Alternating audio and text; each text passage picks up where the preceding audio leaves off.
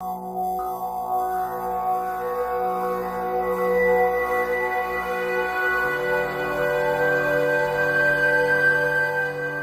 astrónomos griegos pensaron también que la mejor manera de explicar los eclipses lunares era imaginando que ésta y el Sol ocupaban lados contrarios de la Tierra y que la sombra del planeta, proyectada por el Sol, caía sobre la Luna y la eclipsaba.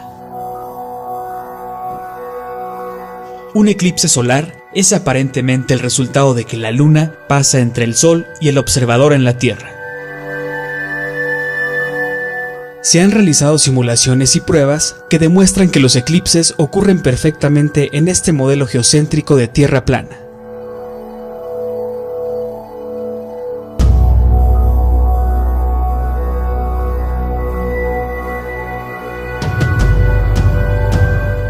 Pero aún hoy nos preguntamos, ¿es la Luna realmente la que tapa al Sol? Ya que ésta no se ve y no existe ninguna imagen real de eclipses desde el espacio, ni nada que lo demuestre.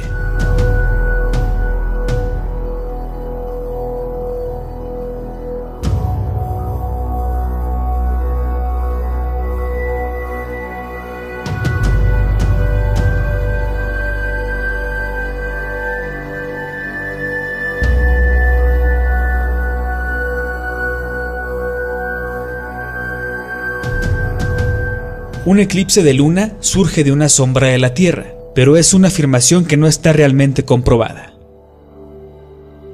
Esto se puede escuchar algo extraño, pero vamos a ver el porqué, desde la perspectiva terraplanista. Durante la luna llena, se puede ver cómo todo el disco brilla intensamente, un efecto que desde una superficie esférica es imposible. Si la superficie de la Luna fuera opaca y terrosa, en lugar de pulida como un espejo, podría verse simplemente iluminada como una pared, o como la cara de una roca arenisca distante, pero no podría brillar intensamente desde todas las partes como la Luna lo hace. Vamos a ver 4 factores importantes para saber la verdadera topografía o forma de la Luna. El factor de conformación. Una sombra siempre se moverá naturalmente por diferentes tipos de superficie. La sombra siempre tomará la forma que tenga la superficie o el área, revelando la verdadera forma de un objeto.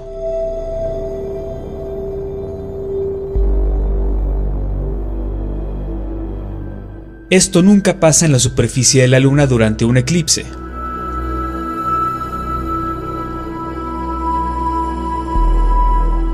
El factor de difusión de sombra. En una esfera, la sombra es más difusa alrededor de la orilla. Es más nítida o definida en la porción que sobresale de la esfera. Esto es porque entre más cercana esté la sombra de la fuente de luz, más definidas serán sus orillas, y entre más lejana esté la fuente de luz de la sombra en la superficie, más larga o difusa se volverá.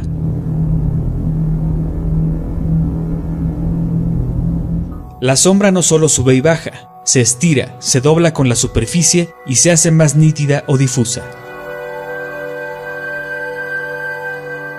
Con estos 2 factores se puede saber la topografía o forma real de la Luna, pero también el siguiente factor es muy importante. El factor de onda sinusoide o sombra en forma de S. La Luna se supone que es una esfera. La sombra que se proyecta en ella también debe tomar las características de una esfera.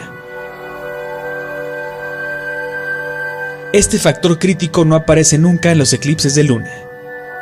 La sombra en S se provoca cuando un objeto redondo, esférico o curvado pasa sobre una superficie esférica.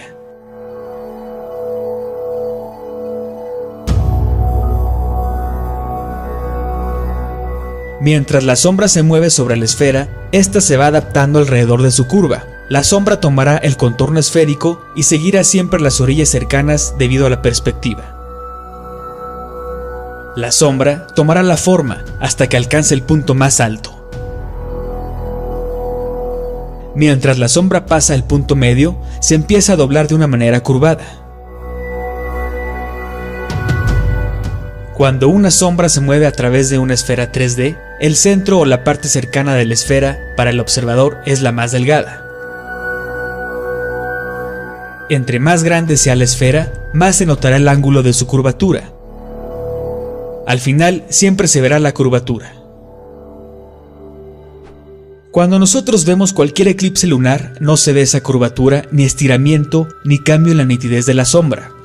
De hecho, en cada eclipse de luna se ve como si hubiera un disco moviéndose a través de otro disco plano, como se ve en esta imagen. Mientras la sombra circular pasa sobre la luna, mantiene su forma circular todo el trayecto sin modificar su forma. No se estira, no se distorsiona, no se ve la S, ni se hace más nítida. Estos factores son suficientes para ver que la luna no es esférica. Pero falta un factor más para darnos cuenta de los alrededores de la luna, y ese es el factor de luz reflejada. Un reflector no se enfría cuando le da luz y calor. La luz reflejada debe ser del mismo color y propiedades que las del origen. Solo debe variar la intensidad o la cantidad. En la luna no pasa esto. Refleja de forma diferente y su luz no tiene calor. Al contrario, su luz se enfría. Se han hecho mediciones de temperatura que lo comprueban. Entre más cercano está otro objeto de una esfera, la luz que esté reflejando aparecerá.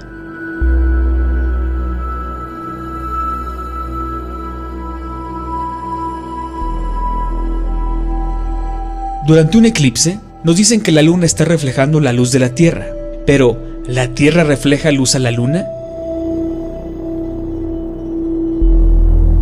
Si eso fuera cierto, entonces no existiría la fase de luna nueva, que es cuando la luna no se ve y desaparece. Si la luna estuviera en la oscuridad total, entonces debería ser iluminada por la Tierra, porque es cuando supuestamente está más cerca, pero eso claro que no sucede. Entonces, las observaciones y experimentos llevan a la conclusión de que la luna brilla con luz propia. No es un reflector de la luz del sol, sino absolutamente autoluminosa. Se ha demostrado que la Tierra no tiene movimiento orbital ni axial, y por lo tanto, nunca podrá interponerse entre el Sol y la Luna. Según las pruebas de la Tierra, vivimos en un plano, siempre debajo del Sol y la Luna. Por lo tanto, hablar de su intercepción con la luz del Sol y proyectar su propia sombra en la Luna es físicamente imposible. Además de las dificultades o incompatibilidades anteriores, hay muchos casos que registraron que el Sol y la Luna se eclipsaron cuando ambos estaban sobre el horizonte, sin estar alineados con la Tierra. Esto ha ocurrido en distintas fechas a lo largo de la historia, fenómenos que fueron registrados por astrónomos y observadores. Lo anterior no cuadra entonces con la idea de que un eclipse de luna surge de una sombra de la Tierra. Astrónomos en el pasado han llegado a la conclusión de que hay al menos un cuerpo no luminoso de magnitud considerable que está conectado como un satélite a esta Tierra, y existen lunas invisibles en el firmamento. Este satélite se llama el objeto sombra o antimoon, lo que hace posible los eclipses solo cuando los tres cuerpos, Sol, objeto y Luna, están alineados y cuando la Luna cruza el plano orbital del Sol, a un punto llamado el nodo.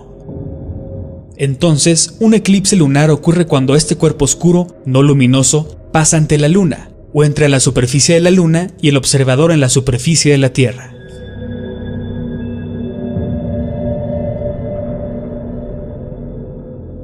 La existencia de cuerpos oscuros que giran alrededor de los objetos luminosos en el firmamento ha sido admitida por observadores prácticos desde las edades más tempranas, y que en nuestros días se ha acumulado una gran cantidad de evidencia sobre el tema, que los astrónomos están obligados a admitir que no solo existen cuerpos oscuros que ocasionalmente oscurecen las estrellas luminosas cuando están en conjunción, sino que existen cuerpos cósmicos de gran tamaño y que al menos uno está conectado como un satélite a esta Tierra.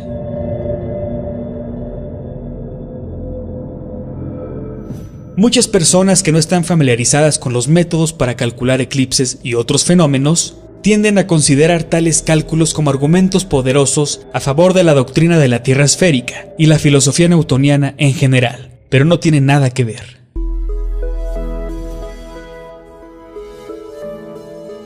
no es difícil formarse una noción general del proceso de cálculo de los eclipses.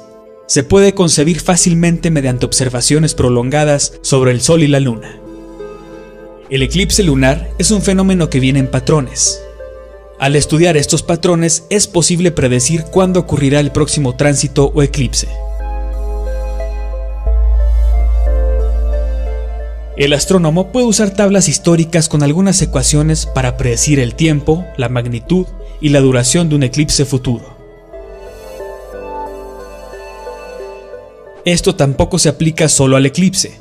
Todos los fenómenos recurrentes como los tránsitos de los planetas, las ocultaciones de cuerpos y la precisión de los caminos a través del cielo son predecibles solo porque son fenómenos que vienen en patrones. Los astrónomos predicen eventos celestiales estudiando los patrones y calculando cuándo ocurrirá el siguiente. En realidad, la NASA admite libremente que usan tablas de ciclos antiguos para sus predicciones de eclipses. El ciclo de Saros y esos antiguos y abatidos métodos que simplemente miran los patrones pasados en el cielo para predecir el siguiente es precisamente como los teóricos modernos predicen el eclipse lunar hoy en día. Las tablas de los lugares del Sol y la Luna, de los eclipses y de los fenómenos afines han existido durante miles de años y se formaron de forma independiente entre sí por los caldeanos, babilonios, egipcios, hindúes, chinos y otros antiguos astrónomos.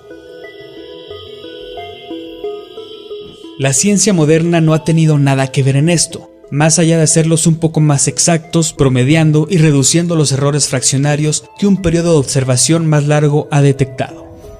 Pero esas predicciones no contribuyen a nuestro conocimiento de las causas de los eclipses y no nos permiten predecir nada que no haya ocurrido cientos de veces.